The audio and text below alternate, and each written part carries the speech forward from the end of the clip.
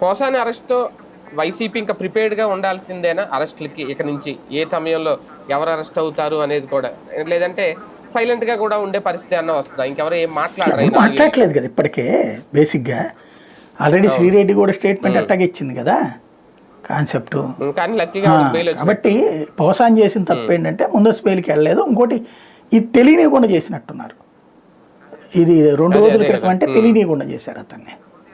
ఇంతకుముందు ఏదో శుక్రవారం అరెస్ట్ అలా ఇలా ఇప్పుడు కూడా ఏముంది, ఇవాళ గురువారం నాడు ఇవాళ సాయంత్రం దాకా అంటే కోర్టులో కాకుండా ఇంటి దగ్గర పెడతారు.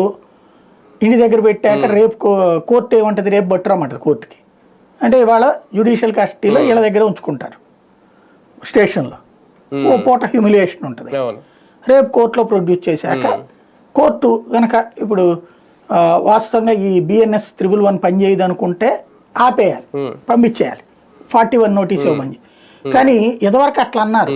ఇది వైసీపీ వాళ్ళని అరెస్ట్ చేసినప్పుడు, వైసీపీ వాళ్ళు టీడీపీ వాళ్ళని అరెస్ట్ చేసినప్పుడు అట్లా మ్యాజిస్ట్రేట్లో బెయిల్ ఇవ్వకుండా పంపించేశారు. ఇదే బెయిల్ ఇచ్చేసి 41 నోటీస్ చాలని చెప్పేసి. వీటిట్లో ఇప్పటిదాకా అట్లా లేదు.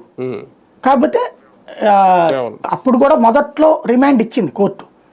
తర్వాత ఇట్లాంటి కంటిన్యూ అవుతున్నప్పుడు హైకోర్టు సీరియస్ అవ్వడం, కింద కోర్టులకి చెప్పడంతో అప్పటి నుంచి మారి ఏదైతే 7 ఏళ్ల లోపు జైలు శిక్ష